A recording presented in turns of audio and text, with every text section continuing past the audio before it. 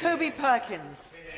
Thank you very much, Madam Deputy Speaker. It's a great pleasure to respond to today's Opposition Day debate on the subject of renewal of Trident. Now, clearly this comes at a time when the Labour Party is conducting a review of our defence policies in general and our approach to Trident in particular. And the decision which Parliament will make in the coming months regarding the future of the UK's nuclear deterrent is a matter of huge importance for this country. It will affect this country's defence and security strategy for decades to come and our global standing. It will affect thousands of livelihoods, as we've heard already today in the United Kingdom, that depend on renewing the deterrent. It will affect the role that the United Kingdom can play in global progress on disarmament. And it goes to the very heart of the United Kingdom's relationship with our NATO allies, for whom we currently provide an important arm of the nuclear planning group. Operation Relentless, the Royal Navy's code name for the continuous at-sea deterrent currently undertaken by the Vanguard class of submarines, has been patrolling since April 1969. And the British people rightly do not expect parliamentarians to take such a decision to end or continue such patrols lightly. They recognise that this is a matter of complexity and a fine political balance, as well as a question of military effectiveness. Now, there are, of course, strongly held views on each side of this crucial debate, and we have the utmost respect for all those deeply held views. But let me be absolutely clear, Madam Deputy Speaker. This issue is too important for the future of our country, for members in this House to play party political games with it. We all know that the reason the SNP have scheduled this half-day debate, not to influence government policy, in fact there wasn't one single question to the government in the contribution they made, but in order to attempt to score cheap political points. If anyone seriously believed that what we were going to hear today was a serious case being brought forward by the Scottish National Party, all they had to do was to witness the speech that's been made by the Honourable Gentleman for Argyll and Bute, who could barely contain his delight in the fact that the Labour Party were reviewing their position. There was no serious contribution to the debate about Trident, no serious challenge to the government, but this is simply cheap political point scoring in exactly the same way that they did with an Opposition Day debate back in January. And as we are conducting our review, we feel, I've just said in a moment.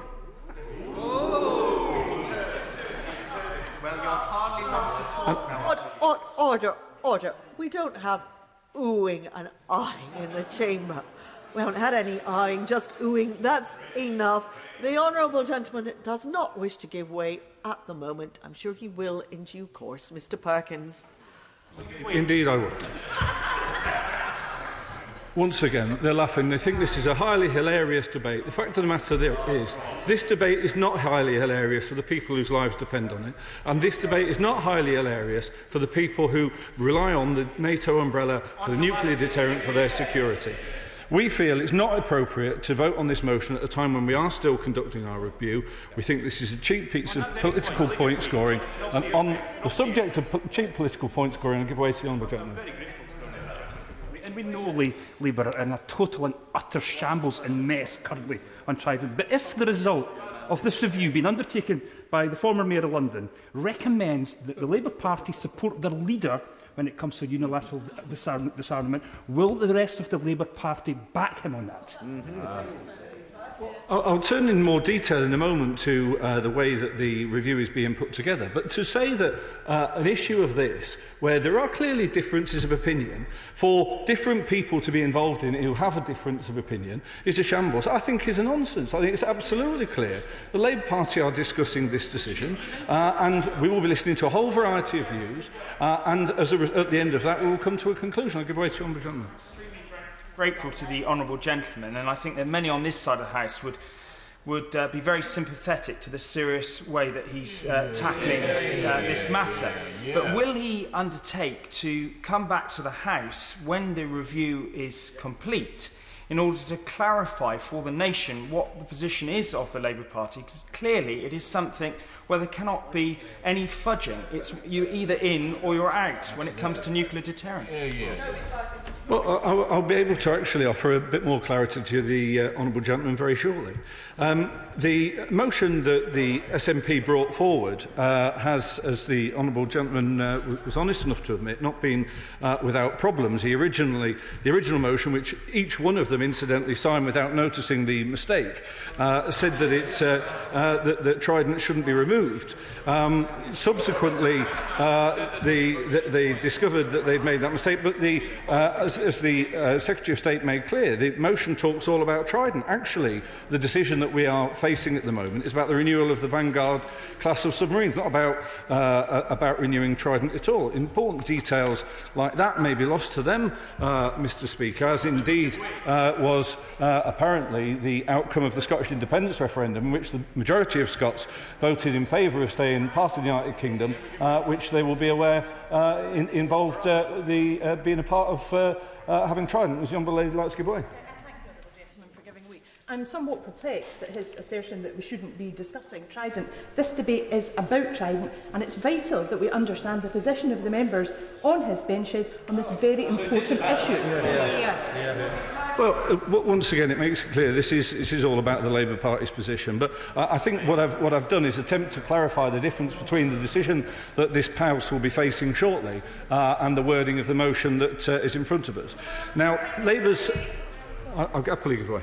I thank my honourable friend for giving way. Does he share my disappointment that even though the SNP called this debate, they failed to set out their position either on how they'd replace jobs or how they would dispose of the weapons? And shouldn't this debate have been about their policy since they called this debate today?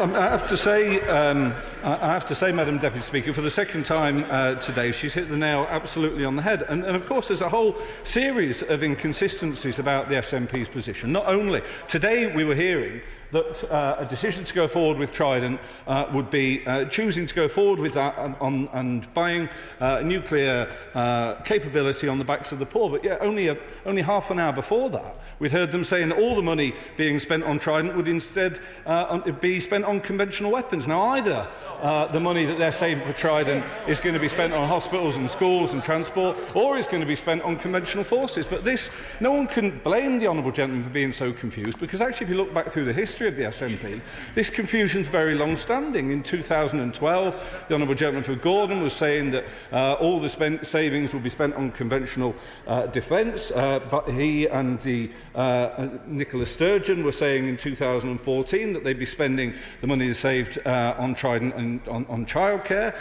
Good Morning Scotland, 2012, instead it was going to be spent on youth unemployment and colleges. The Scottish Parliament motion in 2012 said it should be spent on welfare. So the whole variety, the whole history of the Scottish National Party being utterly baffled about what this money is going to be spent on. I give way to the honourable gentleman. Thank you, Honourable, for giving way. Would you be interested to hear only a couple of weeks back I was being heckled that this magic money tree could be spent on tax credits as well? Another one to add to his long list.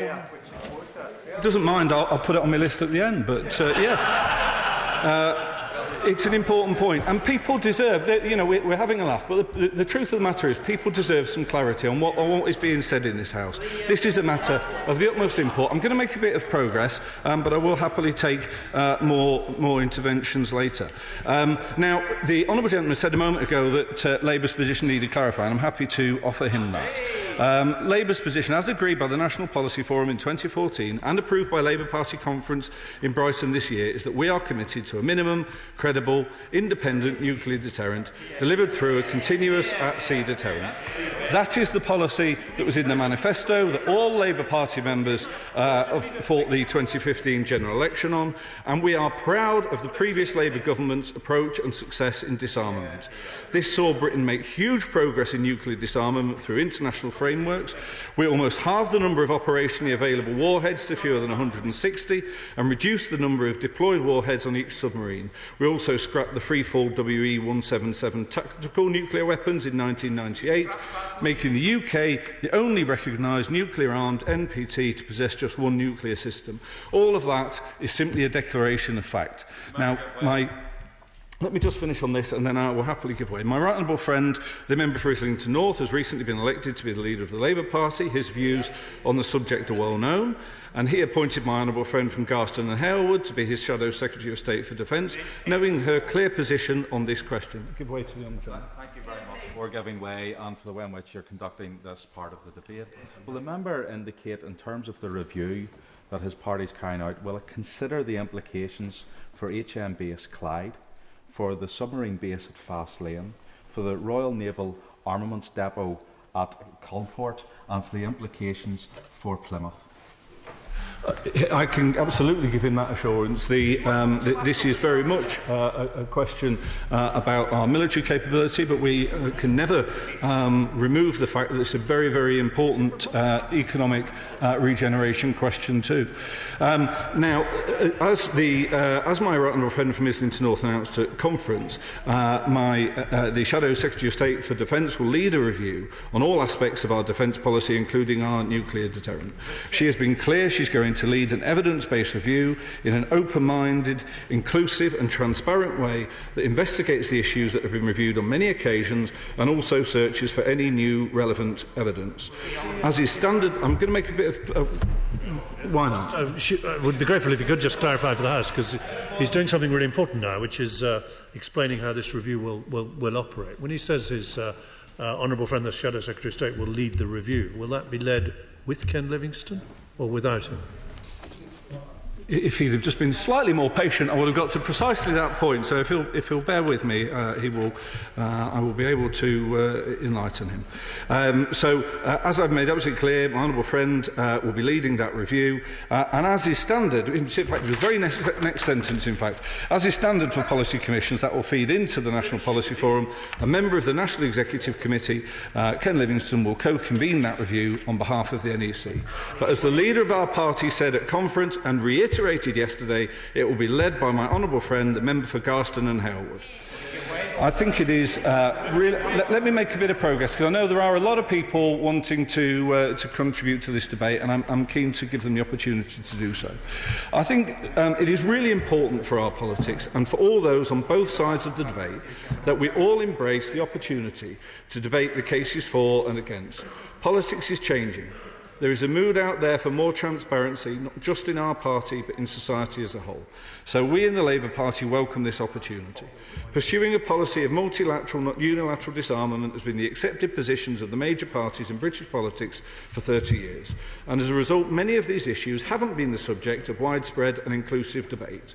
We in the Labour Party welcome this opportunity, and as someone who willingly supported the policy that the Labour Party fought the last general election on, I say that all of us who support maintaining a nuclear presence should not be afraid to allow open and honest debate of this important issue. So I'm going to crack on, because I know there's a lot of people wanting to contribute, and I will try and take some more interventions towards the end. So, Madam Deputy Speaker, it will clearly be ludicrous for me to pretend there aren't differences of opinion within the Parliamentary Labour Party and the wider party on whether this is the right policy. In the end, National Party Conference and the National Policy Forum decide what the Labour Party's approach to this question will be in the future. But this year's Labour Party Conference concluded that there were more pressing contemporary motions to debate, and so the National Policy Forum report reaffirmed the party's support for the continuous at-sea deterrent. I'll give way briefly. Yeah. Yes, the honourable gentleman mentions the Labour Party UK conference, but I notice he doesn't mention the Labour Party Scottish conference, which voted against Trident. Does that count for absolutely nothing, as your boss told her Labour Party colleagues? Scotland just doesn't matter, does it? I have to say that I think those kind of comments are utterly offensive. The truth of the matter is, once again, we have an important matter here that people are watching, people's jobs are on the line. The SNP are laughing their way through this debate. The truth of the matter is that the Scottish Labour Party had a vote at their conference. That, of course, that will be considered as part of all of the many contributions that are made to this debate. The views of many people with a whole variety of views will be considered, and that vote that was taken place and the views of individual members will be considered as part of that. I'll give way to my honourable friend. I thank my honourable friend for giving way, and he will understand, as a neighbouring MP, how important the Trident contract, successor programme contract, will be to places like Sheffield in terms of jobs and the supply chain. But the tone of the debate today is very important. He's underlined the importance of debate on Trident, but the tone of the debate is important. It's a UK matter, and it deserves a focus which is UK orientated and not on a narrow nationalist outlook. Well, I mean, my honourable friend is absolutely right to say that there is a real desire and a real importance in this project to the supply chain right across the country, not just in the areas where it will be built, but right across the country. And absolutely, this is a decision for the whole of the United Kingdom, and it is one that we will all be responsible for and all have an opportunity to benefit from. Now, in light of the lengthy procurement process required for complex weapons systems, Parliament voted in 2007 to maintain the strategic nuclear deterrent beyond the life of the existing system. The Secretary of State spoke in more detail about some of the history of that. But we should also remember that there are 28 NATO alliance members who are offered protection by each other. Our contribution through Trident is a vital reassurance which was brought home to me on a recent trip to Brussels to meet with NATO allies. There is, on the subject of unilateralism, there is no guarantee that if Britain and France appeared to be weakening their nuclear contribution, that other allies wouldn't decide that they couldn't be secure anymore under the NATO umbrella and wouldn't look to procure their own deterrents. Our own unilateralism could conversely lead to an increase in the number of nuclear states. Today's events, just today, in just a moment, today's event, just today, the shooting down of a Russian airplane, apparently by Turkish forces, should underline for us how precious that interconnection and mutuality is, and how unpredictable the world is, and how for those NATO allies on the southern and eastern borders of NATO, how important it is that the UK sends a message to those who threaten us that we will be resolute and trustworthy. I'll give way. Very grateful to the honourable gentleman. He's been very generous, and can I say I respect utterly the way in which he's addressing this issue. But can he talk, when he talks about the Labour Party reviewing its policies and all the rest of it, can he address the very worrying point that whatever the outcome of the review, that the leader of the Labour Party has made it clear that under no circumstances would he use the deterrent. Therefore, has the policy not been decided? Even if the Labour Party decides to go ahead, the leader has said he won't use it, therefore denying its potency as a deterrent. I understand what the honourable gentleman is saying, but I have to say this is a project that will take place and will be valuable to our country over 25, 30, many more years. And I think that as a result, when you are making these significant infrastructure decisions, the sort of the day-to-day of what is occurring is actually less important than the longer-term capability that you are having. He's been so persistent, I will, and then I'm going to finish. The honourable member, I think, North Belfast, is... earlier in his remarks about this review, he said it would be co-convened by Ken Livingstone. Can I ask him to clarify exactly what he means by the word co-convened? What is happening here is we have a review taking place. It's being led by the Shadow Secretary of State for Defence. Without going into too arcane details about Labour Party policy processes, member of the National... I know. The national member of the National Executive Committee, elected member of the National Executive Committee, is involved in supporting that process, and that is the role that Ken Livingstone is going to be playing. Now, as I've said a moment ago, this is not the first time that the SNP has brought this question to the House, but they will know their own approach to defence has failed to stand up to close scrutiny. Their white paper that preceded their failed referendum campaign was clearly uncosted, provided no breakdown of costs for equipment, personnel or budgets. I'm not giving way again. I'm going to complete my speech so that I have the... We listened to the honourable gentleman for quite some length and I still don't really know what he thinks. White Paper failed to confront the contradictions of the SNP's desire to join NATO with their desire to remove all nuclear weapons for Scottish soil. Now, it was very clear in the contribution the honourable gentleman made. They had no understanding what they were really talking about when they said they were going to sign up to NATO. They thought that somehow they were going to be a part of this alliance, but somehow removed from the policies that, that NATO covered. They can't have their cake and eat it. I'll give way.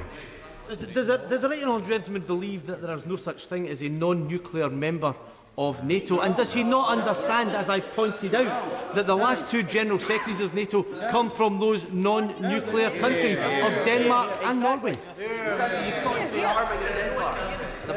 It's not a case of my opinion. It's a matter of simple fact that NATO is a nuclear alliance.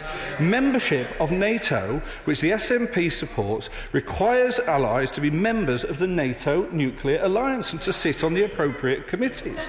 So the fact of the matter is that an independent Scotland that was a part of NATO will be covered by the nuclear umbrella, and I suspect, if I'm entirely frank, Madam Deputy Speaker, I suspect it's precisely because they're covered by the security of being in NATO and all the strength that offers that they want to be a part of it, to try and give reassurance to their own members. So it isn't a matter of my opinion, it is a simple statement of fact.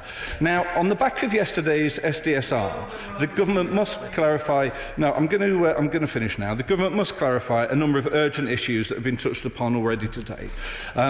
Firstly, can they give a breakdown of the new cost estimates for the successor fleet that they've provided, specifically what the latest figures of warhead and infrastructure refurbishment? Secondly, can the Minister confirm that the Treasury are to take the lead regarding the procurement of the Vanguard successor class, and can he explain why, and in setting out the mechanics of that arrangement, can he say what he thinks that says about the level of confidence the Chancellor has in his department?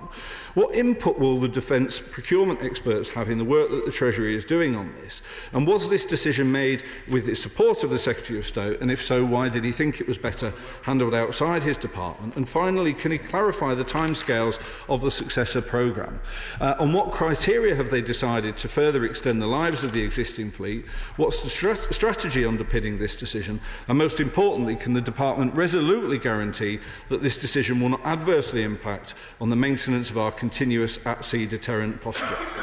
So I hope that the Minister who is in his place will have an opportunity to respond to those points at the end. These are points that you might reasonably have expected the people bringing the debate, who had much longer to actually scrutinise the government on, but of course they're only interested in highlighting the difficulties that they perceive in the Labour Party. So in summary, Madam Deputy Speaker, the Labour Party's review, under the stewardship of my honourable friend from Garston and Herald, will consider any new evidence. It will examine the views of people from across the spectrum of opinions. It will allow people across the party, the trade union movement and in communities right across the land to engage in the debate. It will learn about the facts. It will debunk the myths as part of a national conversation. We won't shrink from the debates that we will have, we will relish them. This is an issue on which we believe there needs to be more light and less heat. We will not play political games with an issue as important as this. But the House can be assured that when that review has been concluded, the Labour Party will have a position that has been the subject of the widest public debate in the history of military decision-making, and will be able to have real confidence that the position reached is one the party, and indeed the country, can support with confidence. Order.